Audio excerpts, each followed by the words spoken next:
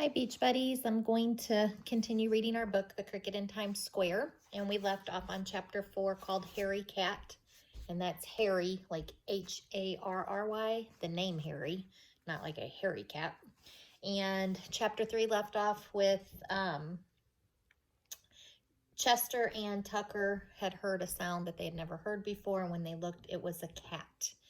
So it says, Chester buried his head in the Kleenex. He didn't want to see his new friend, Tucker Mouse, get killed. Back in Connecticut, he had sometimes watched the one-sided fights of cats and mice in the meadow, and unless the mice were near their holes, the fight always ended the same way. But this cat had been upon them too quickly. Tucker couldn't have escaped. There wasn't a sound. Chester lifted his head and very cautiously looked behind him. The cat, a huge tiger cat, was with gray-green eyes and black stripes along his body, was sitting on his hind legs, swishing his tail around his forepaws. And directly between those forepaws, in the very jaws of his enemy, sat Tucker Mouse.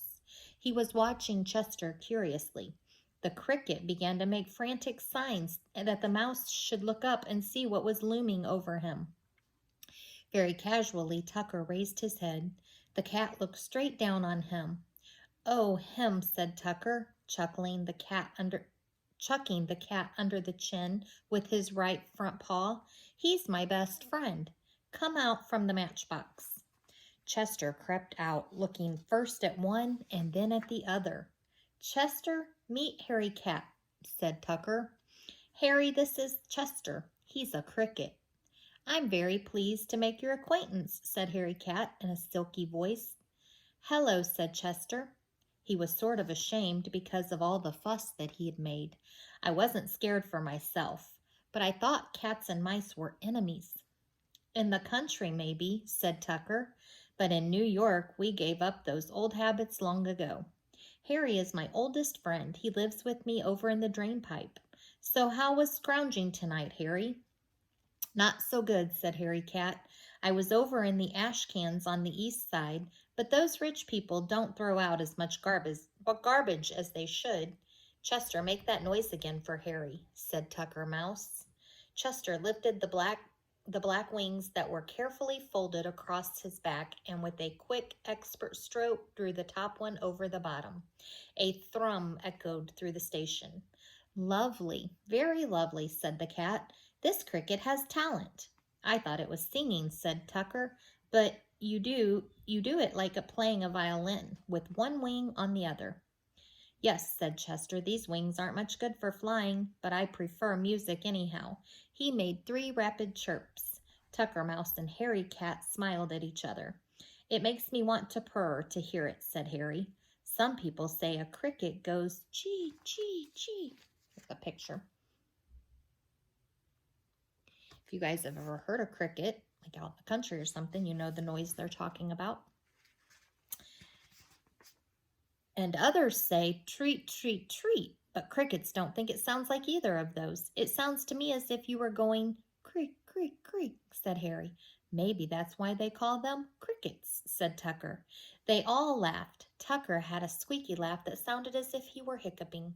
Chester was feeling much happier now. The future did not seem nearly as gloomy as it had over in the pile of dirt in the corner. "Are you going to stay a while in New York?" asked Tucker. "I guess I'll have to," said Chester. "I don't know how to get home." "Well, we could always take you to Grand Central Station and put you on a train going back to Connecticut," Tucker said. "But why don't you give the city a try? Meet new people and new things. Mario likes you very much." "Yes, but his mother doesn't," said Chester. "She thinks I carry germs." "Germs," said Tucker scornfully. "She wouldn't know a germ if one gave her a black eye. Pay no attention." "Too bad you couldn't have found more successful friends," said Harry Cat.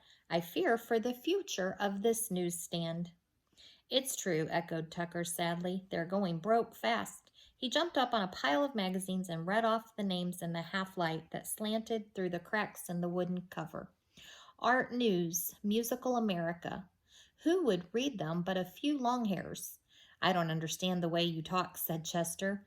Back in the meadow, he had listened to bullfrogs and woodchucks and rabbits, even a few snakes, but he had never heard anyone speak like Tucker Mouse. What is a long hair? Tucker scratched his head and thought a moment. A long hair is an extra refined person, he said. You take an Afghan hound, that's a long hair. Do Afghan hounds read Musical America? Asked the cricket. Well, they would if they could, said Tucker. Chester shook his head. I'm afraid I won't get along in New York, he said. Oh, sure you will, squeaked Tucker Mouse. Harry, suppose we take Chester up and show him Times Square. Would you like that, Chester? I guess so, said Chester, although he was really a little leery of venturing out into New York City. The three of them jumped down to the floor. The crack in the side of the newsstand was just wide enough for Harry to get through. As they crossed the station floor, Tucker pointed out the local sites of interest, such as the Nedick's lunch counter. Tucker spent a lot of time around there, and the Loft's candy store. Then they came to the drain pipe. Chester had to make short little hops to keep from hitting his head as they went up. There seemed to be hundreds of twistings and turnings and many other pipes that opened off the main route, but Tucker Mouse knew his way perfectly, even in the dark. At last Chester saw light above them.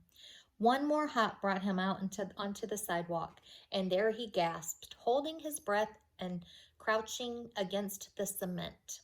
They were standing at one corner of Times Building, which is at the south end of Times Square. Above the cricket, towers that seemed like mountains of light rose up into the night sky. Even this late, the neon signs were still blazing. Reds, blues, greens, and yellows flashed down on him, and the air was full of the roar of traffic and the hum of human beings. It was as if Times Square were a kind of shell, with colors and noises breaking in great waves inside it. Chester's heart hurt him, and he closed his eyes. The sight was too terrible and beautiful for a cricket, who up until now had measured high things by the height of his willow tree and the sounds by the burble of the running brook. How do you like it? Said Tucker Mouse. Well, it's quite something, Chester stuttered. You should see it New Year's Eve, said Harry Cat. Gradually, Chester's eyes got used to the light. He looked up, and far above them, above New York and above the whole world, he made out a star that he knew was a star he used to look at back in Connecticut. When they had gone down to the station and Chester was in the matchbox again, he thought about that star. It made him feel better to think that there was one familiar thing twinkling above them, amid so much that was strange and new. There's a picture of New York City. So you can imagine how different that would be for a little country mouse, right? All right, next chapter we will read next time. It is called Sunday Morning, chapter 5. All right, hope you guys are doing good. Take care.